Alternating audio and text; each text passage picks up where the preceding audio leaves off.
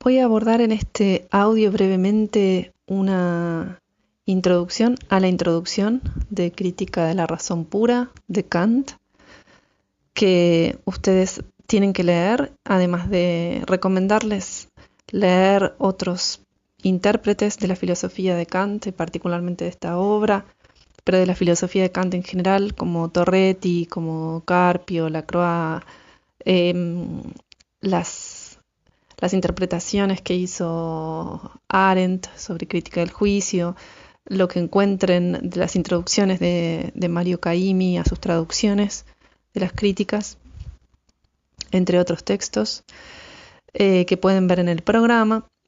Lo que querría hacer con Kant es situarlo un poco en un parteaguas, en un momento de bifurcación. Él es un momento de bifurcación de la filosofía moderna que se venía desarrollando en un movimiento pendular, si quieren, de contradicción entre una corriente que podríamos llamar una corriente escéptica, que es a donde había derivado el empirismo, ahora voy a retomar esto, y una otra corriente que es la corriente racionalista, que Kant va a interpretar como dogmática. ¿Qué eran estas dos corrientes? Que si lo piensan bien es un poco el motor de la filosofía moderna, ¿no? Que podríamos resumir así. Por un lado el escepticismo o el empirismo, que como digo es como si dijesen el punto culmine del escepticismo respecto del empirismo, que era básicamente decir que o bien no se podía conocer nada, o que todo lo que se podía conocer había que someterlo a duda. Podría ser una lectura de Descartes, que está en ese péndulo también entre racionalismo y escepticismo, eh, o bien que digamos que parte del empirismo en el sentido de decir todo lo que se conoce a partir de la experiencia, o sea, solo por experiencia, solo de aquello que tenemos experiencia, en general una experiencia sensible, se puede elaborar conocimiento. Claramente, cuando yo digo esto, lo que digo es que todos los objetos de la metafísica, que podríamos, como podríamos decir, por ejemplo, el conocimiento de Dios es un conocimiento imposible, porque yo de Dios no podría tener una experiencia sensible como tengo, por ejemplo, de tocar un objeto. Entonces el escepticismo, y sobre todo después de la figura de Hume, que es una figura central para Kant, es la figura que él mismo define como habiéndolo despertado del sueño dogmático, porque con esto Kant se inscribe en una de esas corrientes, se inscribe en la corriente racionalista dogmática, que en el caso de él tenía las influencias de la metafísica de Wolff o de Leibniz. Al decir esto, Kant dice algo de la filosofía moderna, que es esta metáfora recurrente del sueño, ¿no? Que cada uno de los modernos viene a decir que lo anterior está como en un sueño y que hay que despertar. Descartes en las meditaciones, diciendo, bueno, toda esa meditación sobre si está durmiendo o está despierto, si Dios lo engaña o no lo engaña. O sea, siempre hay esta especie de cuestión recurrente de la filosofía moderna respecto de estar en sueño, de tener que despertarse. Bueno, Kant dice esto en Prolegómena, que es un libro de pocos años, publicado pocos años después, de Crítica de la Razón Pura, que es de 1781. Lo que dice es: Hume me despertó del sueño dogmático. Bueno, me despertó del sueño de esta otra corriente, por así llamarla, que es la del racionalismo, que había derivado en dogmatismo. ¿Qué podía decir el racionalismo? Que la experiencia no era necesaria para el conocimiento, que, vamos a decirlo con el caso de Leibniz, que el conocimiento se construía a partir de juicios de identidad que eran necesariamente verdaderos. Por ejemplo, A es igual a A, ¿no? En el caso de Leibniz, que del análisis del sujeto de una preposición, yo podía, en el análisis de ese sujeto de la preposición, yo derivaba necesariamente todos los predicados que tenía ese sujeto. Si yo analizaba el concepto de sustancia, en el concepto de sustancia estaban todos sus predicados posibles. Entonces, que lo que había que hacer era, digamos que la razón era autosuficiente y no necesitaba de la experiencia para construir conocimiento. Eso había derivado en una metafísica cada vez más, digamos, solipsista, ¿no? Cada vez más, como diría Borges después, como una rama de la literatura fantástica. O sea, era incomprobable que lo que se pensaba, que lo que vamos a llamarle con este verbo que da esta idea de fantasía, que se elucubraba, tenía algún correlato real.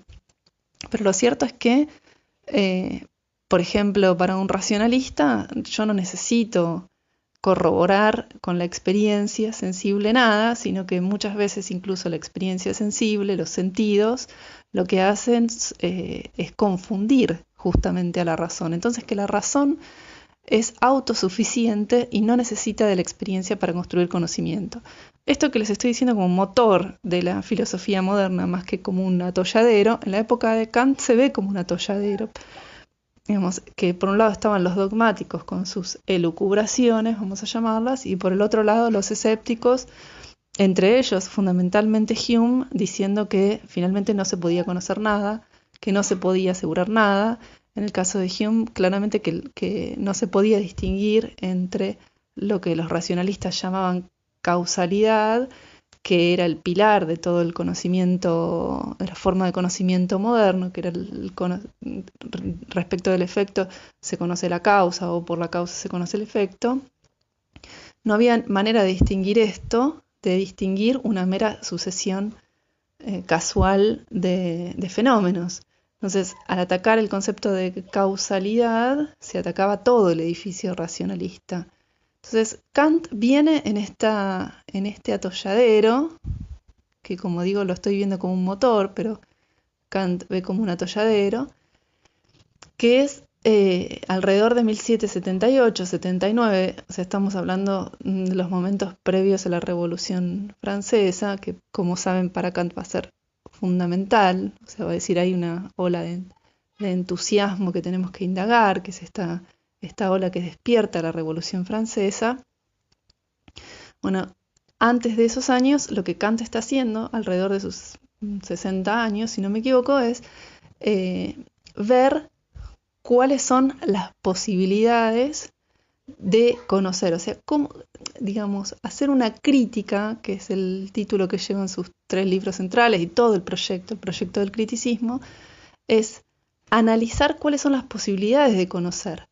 O sea, analizar qué efectivamente la razón podía conocer, si la razón era un órgano de conocimiento o no lo era, o sea, qué se podía conocer. O sea, volver a analizar las facultades cognitivas antes que estar discutiendo sobre la razón como autosuficiencia o la experiencia.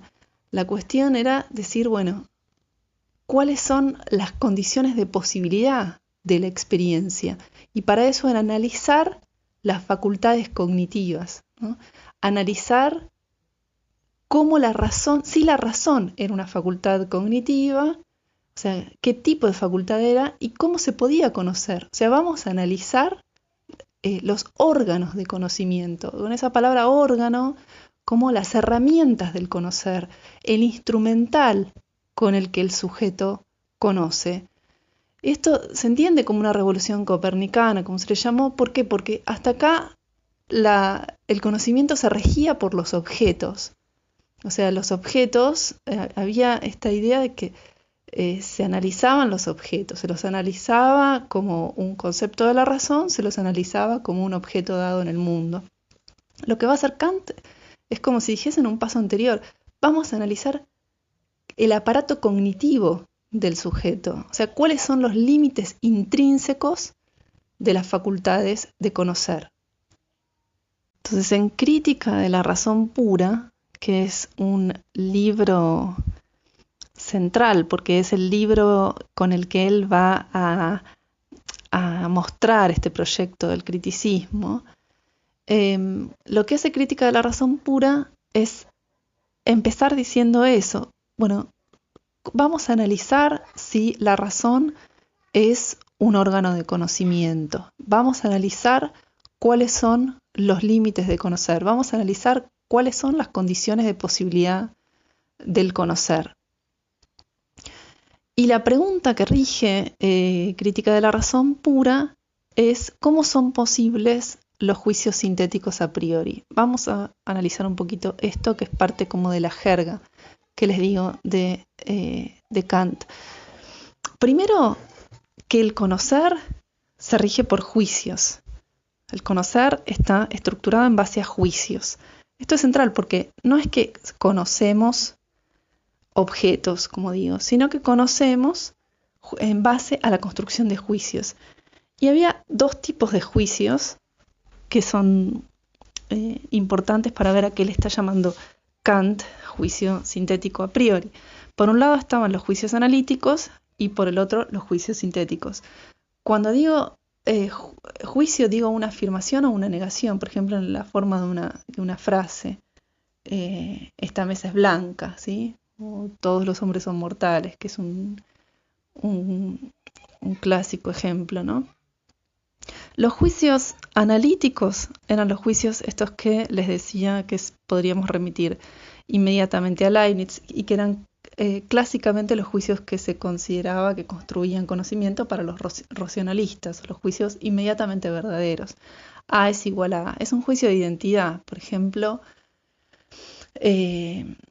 un triángulo es una figura de tres lados. Y yo sé qué significa triángulo. Una figura de tres lados es una redundancia, o sea, es un predicado, pero que no agrega nada al conocimiento, porque en la palabra triángulo está contenido ese predicado, o sea, en el sujeto está contenido el predicado. Esos juicios que eran clásicos del racionalismo, que son verdaderos, ¿sí? Como les digo, no agregan al conocimiento.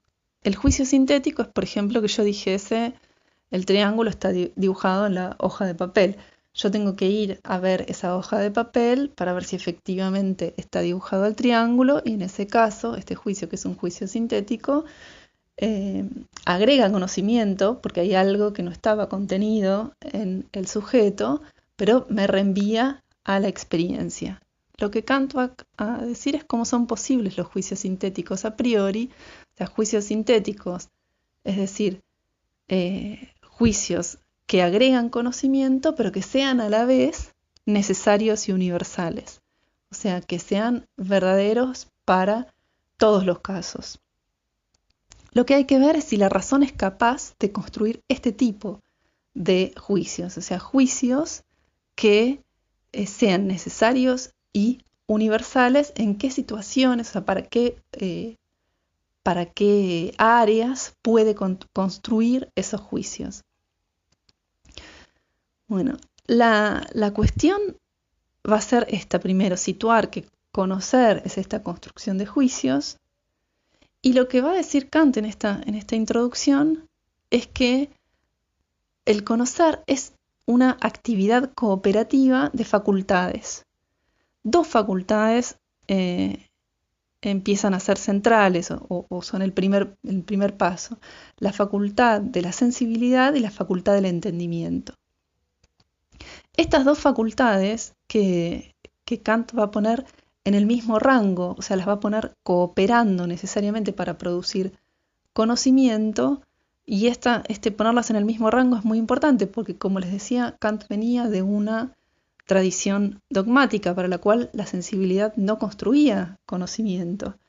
Lo que va a decir es que el sujeto recibe una cantidad de impresiones, ¿no? O sea, recibe una cantidad de impresiones por estar en el mundo. Bueno, por estar en el mundo, esa cantidad de impresiones van a ser transformadas en impresiones sensibles a través de de dos formas, como si dijesen dos marcos que son los marcos que construyen o que constituyen la sensibilidad y que construyen esa impresión sensible como tal. Son las intuiciones sensibles del espacio y el tiempo.